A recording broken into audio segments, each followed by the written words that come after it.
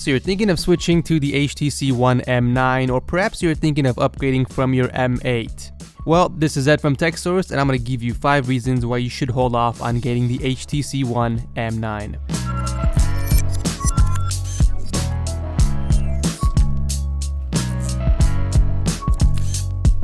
Alright, so before I start this video, I want you guys to know that everything I say here reflects to the HTC ONE M9 at this point in time.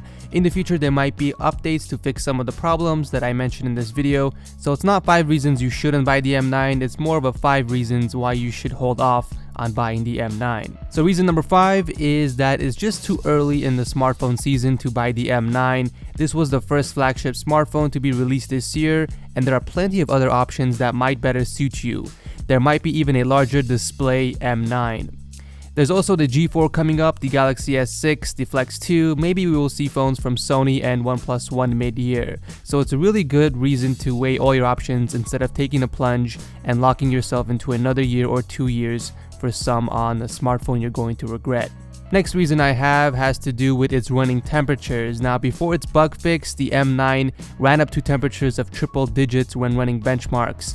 Well, even though that was fixed, the phone still gets hot after about half an hour of use, which is a lot warmer than any smartphone that I have used before. So if you're a smartphone gamer and play graphic-intensive games like Asphalt 8 daily, then this is something you definitely need to consider before buying the M9, unless of course you're planning on buying a case for it.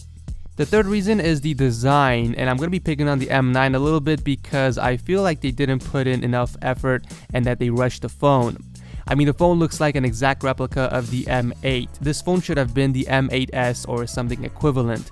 Really nothing has changed from the design except the back and slight changes to the curves. It still feels very 2014 if you ask me.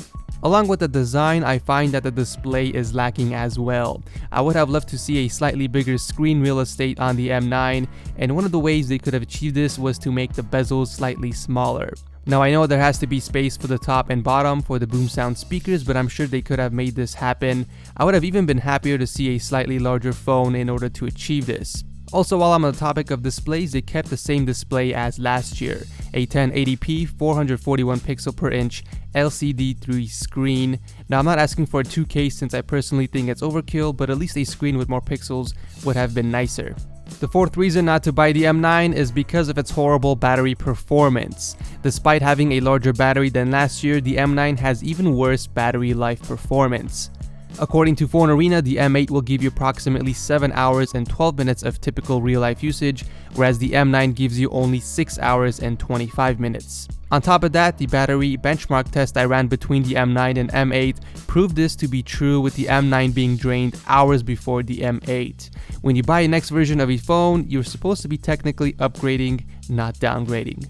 The fifth and final reason not to upgrade, and I'm sure you guys already know what it is, it's the camera. Yes, HTC has definitely gained the spotlight for having a downgraded camera.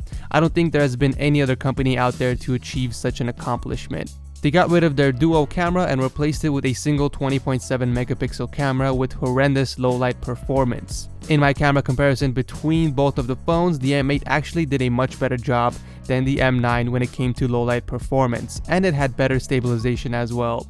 The only thing the M9 was good at was daytime pics and selfies. So there you have it, my 5 reasons why you shouldn't upgrade to the M9, or should I say downgrade. Honestly, for the price per performance, there are a lot of other amazing smartphones out there that you can buy that will be worth your money. And just to name a few, we have the Z3, the Note 4, Galaxy S6, OnePlus One, and even the iPhone 6 are all great options than the M9 currently.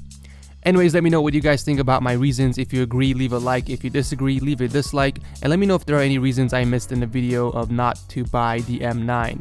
Those of you that are a huge fan of HTC, give me 5 reasons why you think you should buy the M9, and I'll make a video on that next. Anyways, thanks again for watching. This is Ed from TechSource, and I'll see you guys in the next video.